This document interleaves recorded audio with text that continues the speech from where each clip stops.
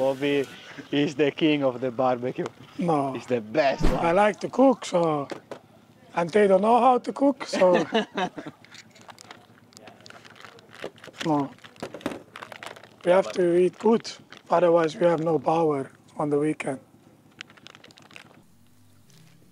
We've been going to Kegums in Latvia since 2009 for the FIM Motocross World Championship, but most of the time the track has stayed the same, whether we've run it sort of clockwise or anti-clockwise.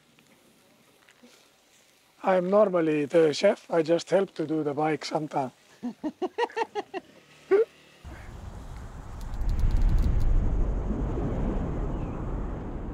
And then we got there this year and there were more changes. So the back straight, the two back tabletops.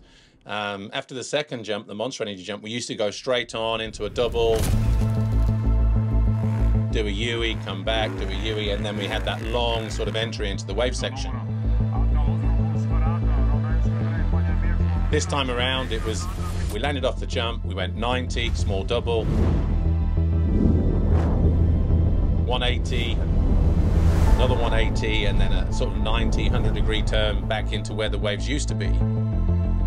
It's a bit of a new layout. The waves, they cut out the waves and they made it a little bit different. So excited to see how it turns out on race day. Just launched his way into the double from out. Last year's and the years before, the waves was actually a really good spot to pass riders, especially in the second part of the moto when the riders got tired and the waves got very choppy. So from that side, it was going to be interesting to see how the racetrack played out this time around. But what they want to do with this? They want to put behind the gate or what? Yes, they want? of course. This goes straight into the Bianca gate.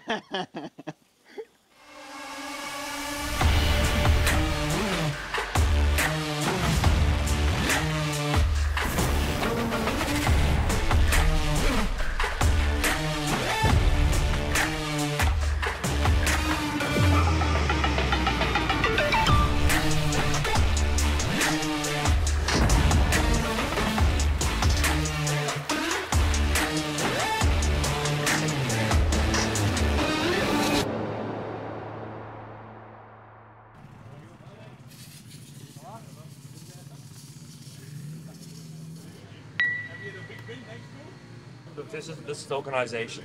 Every weekend, practice, practice, race, practice, race, race. I always do it like Wednesday night or Thursday, and then for the weekend I don't have to worry about it all. And then I have, if it's raining, which this year we've had quite a lot of rain, have practice in roll-off, race, race. Prepare. There you go. So, and that one, also the magic trick. The magic trick, we've got to have those. It frees my brain. I'm quite a, I like to be everything in order. And now I know, like, I don't even think about my goggles because it's already done. This year, Calvin Vlaanderen is back on a factory team. He's with the Monster Energy Yamaha factory MXGP team. And he said in more than one occasions that he's so happy to be there and he's really seeing this year as his opportunity to shine. What do you think of the purple? It's nice? That's good, eh? Yeah, first year in the factory team it's quite a big difference to a privateer team. Not many people really understand it. Only if you've really been in it, been in a situation, do you really fully understand the differences. Getting the opportunity this year to ride for a factory team again was obviously great. This is what I've been working for. But it does come with a lot of pressure and a lot of responsibility in a way. Yeah, got it.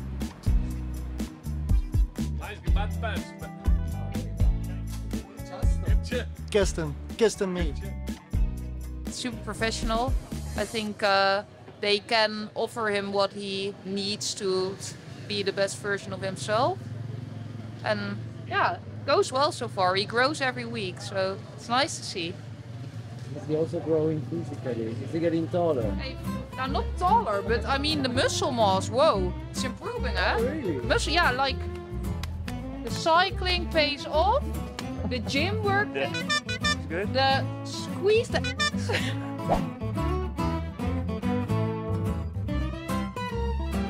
One guy came to me on Saturday, he's like, I really want a shirt. I have beer, I can trade you beer for a shirt because I really like your butt patch. So then I gave him a shirt and he gave me some beer. And a bit of champagne. That we wait for, huh? That's Yeah. Don't put pressure on it. I've heard it enough now, so it's not pressure anymore. It's motivation. Coming into the season, he was a little bit on the back foot because he was coming off a pre-season injury. But throughout the GPs, we've seen him making those steps in the right direction. And remember, there's no Jago, there's no Maxime Renaux. So essentially, it was him under the awning by himself. And that is going to play a part to a certain extent because it's that kind of pressure to almost prove himself for the team. Like, he's flying the flag.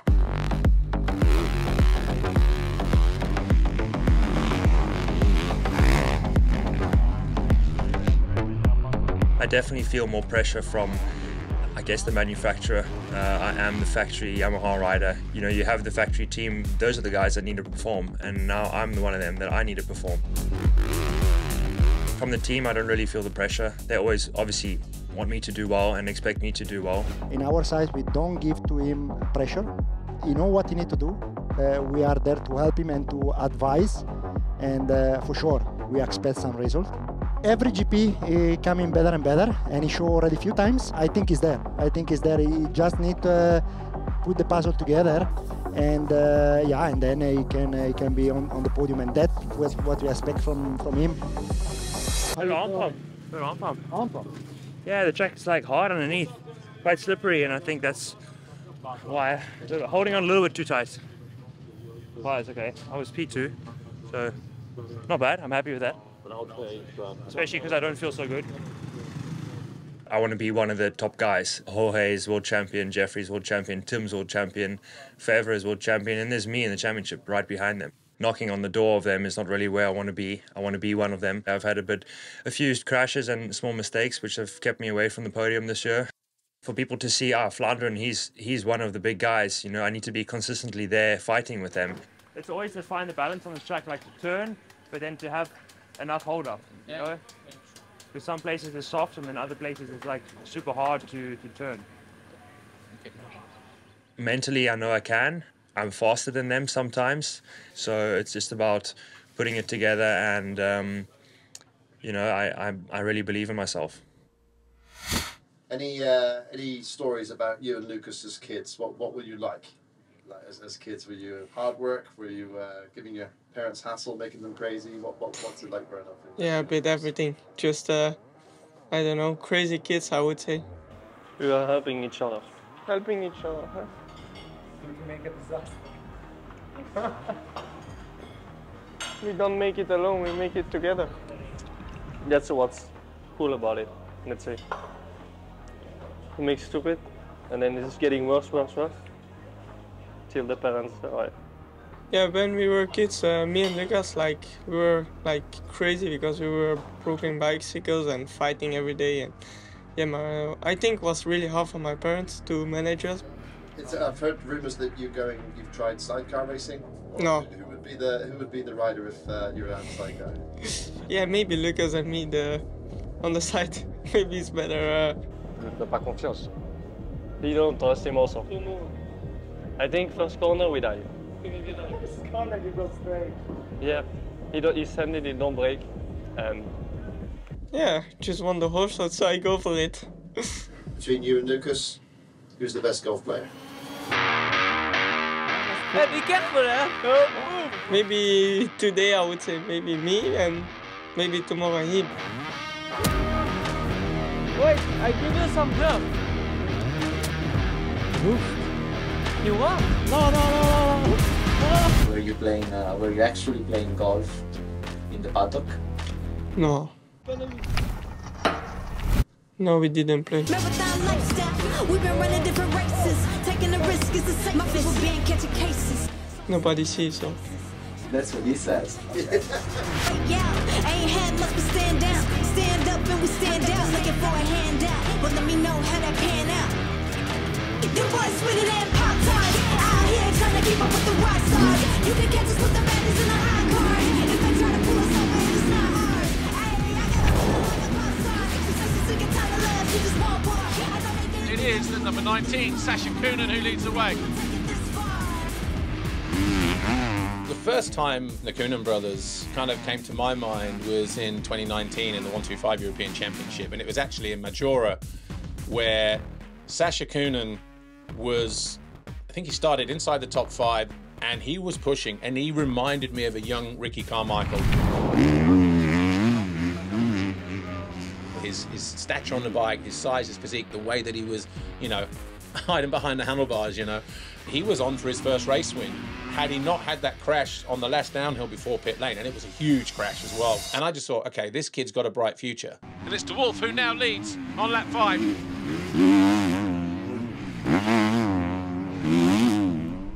Last year with Sasha was a big learning year for everyone. His first time on a factory team, our first time working with the Coonans, and you know, we had a lot of learning each other, learning the bike. This season so far, we've taken many steps, and you know, he's been at the front in many quali races.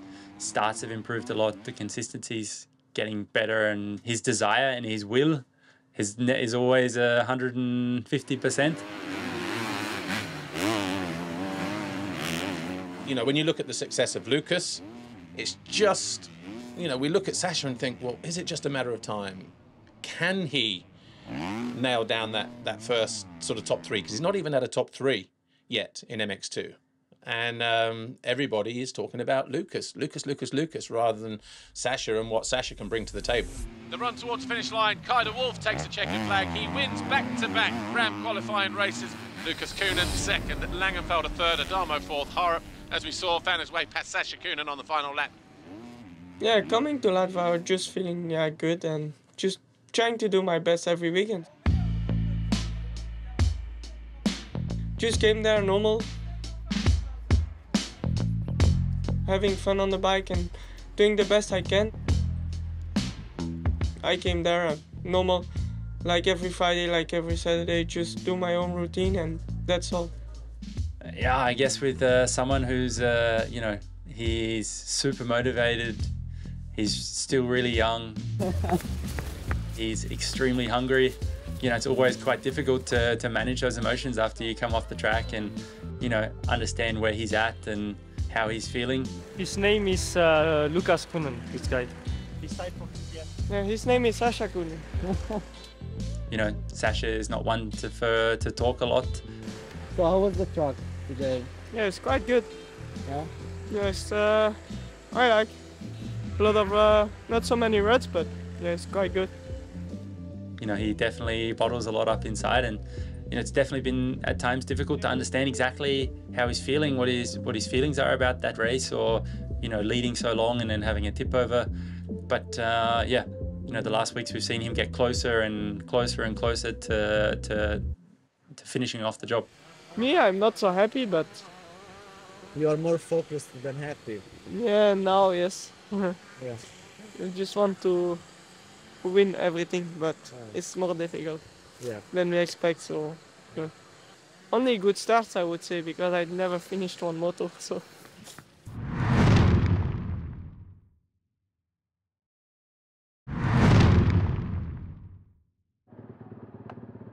All weekend we're thinking which Nastan Husqvarna is going to win, because they were first and second in all the practice sessions and we were seeing some crazy speed. Lucas Coonan came past us in practice, like absolutely visibly flying. Lucas Coonan put in a fast time at the end of free practice that was just monumental, faster than the MXGP class went, even considering the rougher track there for MXGP. So they were clearly showing massive speed. And going into the race, it was difficult to see anybody getting in front of either Lucas or Kai. Tricky inside, right-hander awaits as the riders charge down the start straight. The start of MX2 Race 1. But Sasha Coonan for the 7th time this year over the Foxhole shot line.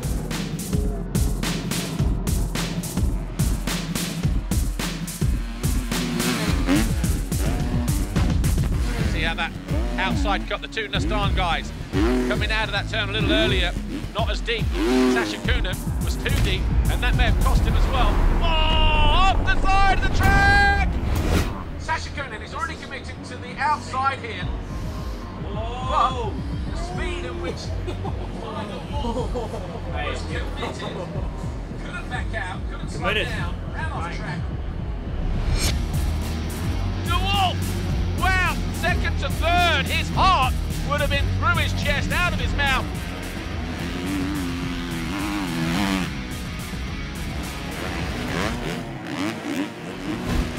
Two Belgians and a Dutchman. Can he cut back out early out of this turn here? Yes, he does. Finds a way past Lucas Koenen. Taking him a lap to get back on terms. De Wolf now up in a second. And immediately gets alongside Sascha Koenen and takes over the lead. What a comeback that was for the 74. Koenen goes to the outside, Lucas Koenen that is, and finds his way around Sascha. It's in the Stan 1-2. What a lap we've just had. De Wolf has been sensational here today so far, despite the late burst of rain. Race 1 comes to an end. Kai de Wolf crosses the line. He wins race 1 in Latvia. His teammate crosses the line in second, and Sascha Koenen will cross the line in third place. Finally, looking at his first top 3, he gets it as well.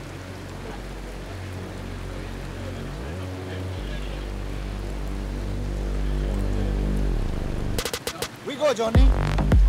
Hello everybody, welcome back to the Zelterzerks circuit here in Kegums. It's round 9 of the FIM Motocross World Championship. This is the MXGP of Latvia. And the rain is here once again. Going down quite hard. But just in a quick blink of an eye, it has stopped. The umbrellas are going down, but look at the water that is on the track in what was a 10-minute burst of rain. So right before MXGP, the heavens opened and gave perhaps what Jeffrey Herlings and Tim Geiser want the most, which is a wet circuit. Very, very excited coming to Latvia. I always like Latvia. It's like a pretty chill GP. I can really focus on the racing here. Heading into race 1 then, all of a sudden, Jorge Prado, who had a 2-point lead over Tim Geiser, goes into race 1, 1 point apart. Geiser closing in on him. Herlings is third, but he's 69 points adrift.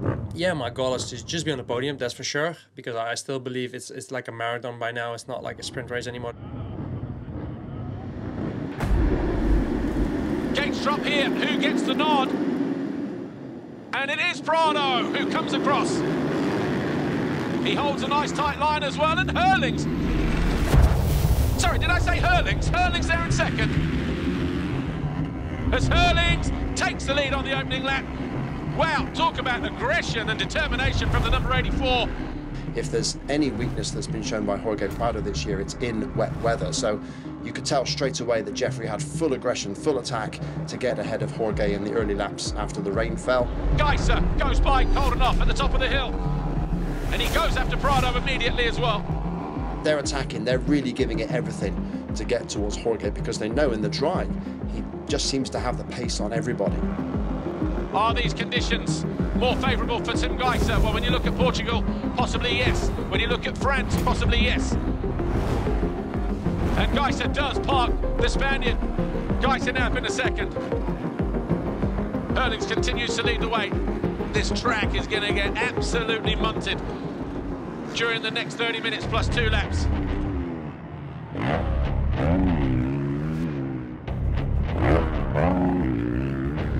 Prado is down.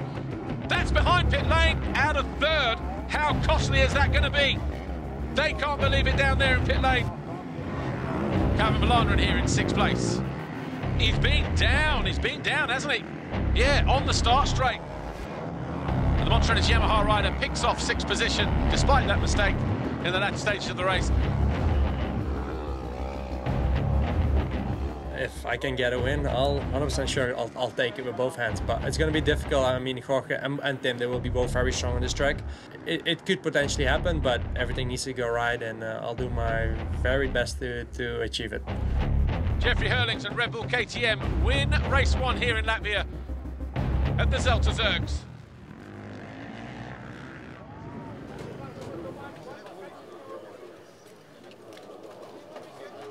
Sascha Koenen, he was just showing so much frustration before that second race, even though he had his best race result of the year. He was his normal self where he's not really satisfied. He always believes he can be a little bit faster, or he could have done something a little bit better, which is also really positive because you can, see the desire and the heart that he has. I think what Sasha did was use that frustration before that second race. And this time it's Simon Langenfelder who holds the tight line, but then he runs wide. And it's De Wolf with the Foxhole shot. Sasha Kunin second, Lucas Kunin third. It was Kai and it was Lucas that were making the mistakes this time around, trying to close down on that race win. It's De Wolf! De Wolf goes down from the lead. Oh, too deep. Heavy landing there again. No doubt the 96 would have seen it, and he goes down as well. The Nastan boys having a nightmare. He was once again the pace setter, the benchmark, and for once stayed up on two wheels.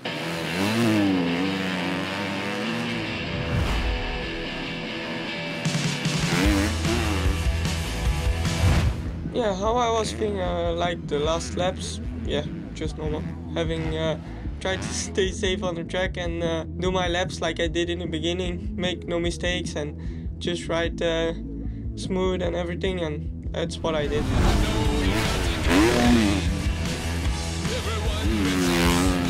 He got another good start, he controlled his race, he kept a cool head, and he picked up his first overall of the season. It was a really good feeling for the whole team. I don't think there was one person in the paddock that wasn't happy to see him, finish the job and get his first GP win. He has been so close to moto wins, but a GP win, like it's huge. It was awesome for the whole team, for his mechanic and his practice mechanics and everyone who's put in so much effort for the family, and I'm sure it's not going to be his last. I would say amazing 1 and 2. We never expected in Latvia before coming, so it was amazing, and 1 and 2 on the podium was so nice for us. Meant a lot. Did you get champagne in your eyes? Yeah, a lot from my brother. Couldn't see anymore.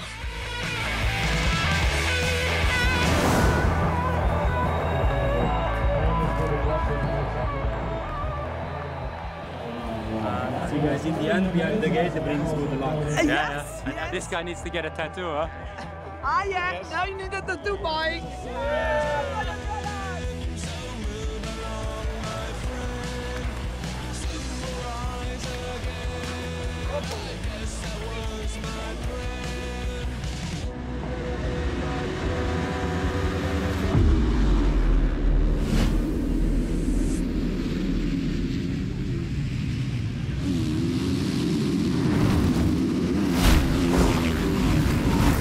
Good jump from Prado there, rockets out of the start. He leans on Geiser. Hurling's right there as well, but he runs wide. But is it too wide? No, he comes out there in second position.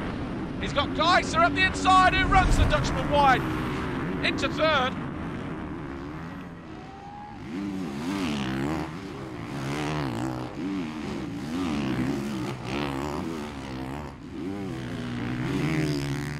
One rider who is knocking on the door for a podium in MXGP is Calvin Verlanderen. He's been fourth now on a couple of occasions. Just little mistakes, but I think those mistakes from him is just where he's pushing that next level where he's not used to pushing. Trying to stay with Tim, with Jeffrey, with Roman, with Jorge. Verlanderen, bolt in the front. He goes out of 5th place. I guess these small crashes are coming because I'm trying hard, and the speed that we're going is no joke. If I wasn't having these small mistakes, then I'd also be like, maybe I'm not trying hard enough. I think now I'm in a place where if I don't get the best start, I kind of want to rush things and I want to get to the front as soon as possible, and that's not always possible. When you get in that comfort zone of being there and used to pushing that pace, that's when the magic happens. Once he does that and gets that sort of first podium finish, I think we'll see him grow throughout the rest of the season. We've definitely seen Calvin go in the right direction. In Latvia, he was 6th overall. He was getting okay starts. He was up at the sharp end. He was making a couple of mistakes, but on the whole, he showed good speed. He had that consistency, and he was happy with his riding. Herlings is closing in on Geiser, but it's not going to be enough to take second place in the race. And Jorge Prado wins race 2, Geiser second, and Jeffrey Herlings wins the MXGP of Latvia, his 104th Grand Prix victory. And it comes a year and 5 days after he won his last Grand Prix here last year in 2023. From Jeffrey's point, getting that 104th Grand Prix victory, we're going to see the shackles off of him now as well. Expect him to sort of breathe a sigh of relief almost. At the top of the championship table, Tim Geiser is 4 points clear, has only won 3 races this year. Jorge, who's second, has won 11 races this year. You can't help but notice the difference between last season. I mean, what a contrast, because last year Jorge went through the whole year just 2 Grand Prix wins. This year he's winning 6 out of 9. Last year he never lost the red plate. This year he's won 6 Grand Prix out of 9, and yet the red plate continues to change hands. Coming out of Latvia, the red plate has changed hands after each of the last 5 Grand Prix. And that's an incredible competition going back and forth, and it's still anybody's game between those two. And now, of course, Jeffrey has won. Is he going to get the momentum to catch them back up in the second half of the year?